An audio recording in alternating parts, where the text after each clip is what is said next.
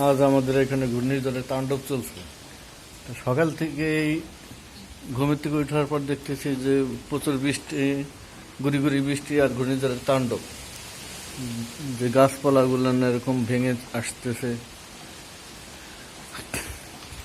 এই দেখেন, আপনাদের পরিস্থিতিটা একটু দেখাই। রাত্রের থেকে শুরু হয়েছে, এখন একটু কম। সেই ঘূর্ণিঝড় থেমে থেমে এরকম আসতেছে, প্রচণ্ড গতিতে বাতাস বইছে এরকম। এখানে গাছপালার ডালগুলো পড়ে গেছে।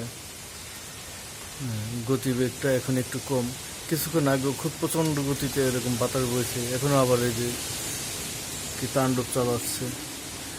এভাবে থেমে থেমে এরকম আর কিছুক্ষণ পর পর ঝাঁকে ঝাঁকে বৃষ্টির কারণে ঘূর্ণিঝড়টা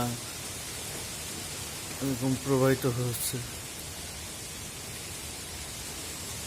আপনাদেরকে সেই জিনিসটা দেখানোর চেষ্টা করতেছি।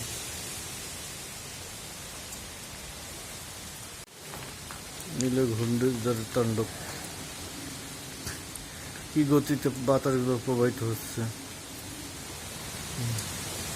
এদিকে দেখলে বোঝা যায় কিভাবে ঝড়ো হাওয়াগুলো বইতেছে। অবশ্য এখন বৃষ্টিটা একটু কম, কিন্তু বাতাসের গতিবেগটা অনেক বেশি।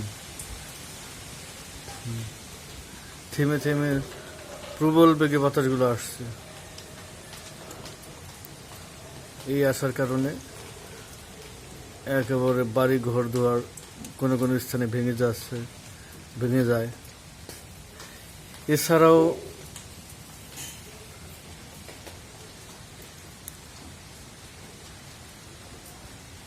আমাদের এখানে তেমন ক্ষয়ক্ষতির পরিমাণটা ওরকম হয় নাই, কিন্তু তারপরও যে গাছপালাগুলো ডালপালা পড়ছে তাতে বেশ